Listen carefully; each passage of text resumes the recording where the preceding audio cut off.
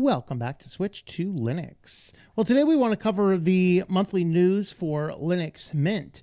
There's a lot of changes in here, like nothing major that you're going to see, a lot of technical fixes, things to make stuff move more smoothly. And for those that are interested in Wayland, this is going to be a big one because the next release of Linux Mint no longer marks Wayland as experimental.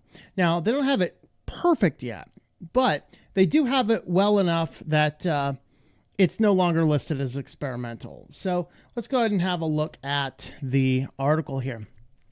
So, of course, lots of donations coming into the project. That's always good. Now, the first thing he reminds us of is they have changed the release cycles for Linux Mint. So the next release for Linux Mint will be about Christmas. So we're talking about about 4 or 5 months away, 6 months, is it 6 or 7 months away now, I guess. So that's about the time we are looking at for the next Linux Mint. So there's going to be fewer individual releases. And so the first thing they want to talk about is Wayland. Of course, I am not a huge fan of Wayland. A lot of the things that I like to do not work as well under Wayland, but Wayland is making a lot of positive direction. And so for that, we have to acknowledge that. So what they're doing here is the next version, they are no longer considering this experimental. And so they're dropping that tag. Now, we do not know, are they going to make Wayland the default with X still as an option, or are they going to keep X the default with Wayland as an option? If I have my guess, I'm going to say that X will probably still be the default with Wayland as the option for those that want it. Of course, once you change that setting on your login screen on LightDM, whatever selection you chose is going to remain until you switch it back. So you can easily go to Wayland if you are looking at doing that. Looking at this, they talked about a number of Wayland improvements, proper mapping, proper focus stealing prevention. So if you're changing something, you're typing something and another window opens up, the focus doesn't shift to the new window. They talked about improvements for multiple monitors and KVM switches, hardware acceleration, full HIDPI support. So this obviously will make things look a lot nicer in the system. And then, of course, some progress on some other various elements and session fixes. So outside of Wayland, Cinnamon itself, regardless of the Windows compositor, has some changes. They're adding a new command that will list all of the Cinnamon windows and give information about the position, size, and other information. So that is certainly something that is going to be good.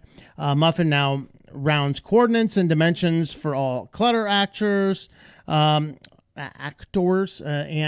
this guaranteed crisp and precise rendering and fixes blur issues when applets or desktop components forget to do so themselves. So some backup on cleaning up things. And then, of course, support for systemd's graphical session, which boosts compatibility with upstream projects. So that's all really good stuff there as well. As far as the system itself, just some general fixes in here, fixes in the LightDM, fixes in the keyring support, and one of the biggest ones here is a security update. There was actually a severe security flaw in the Mint Update application. This is your application which runs all of your system updates and things like that. This was so severe, Linux Mint actually pushed a fix back to I forget exactly how far back. I think it is listed in the CVE. But they actually fixed this all the way back to Linux Mint 19. So we're going a long time back. And LMDE 3, 4, and 5 all received a fix. They actually said they pushed this fix back.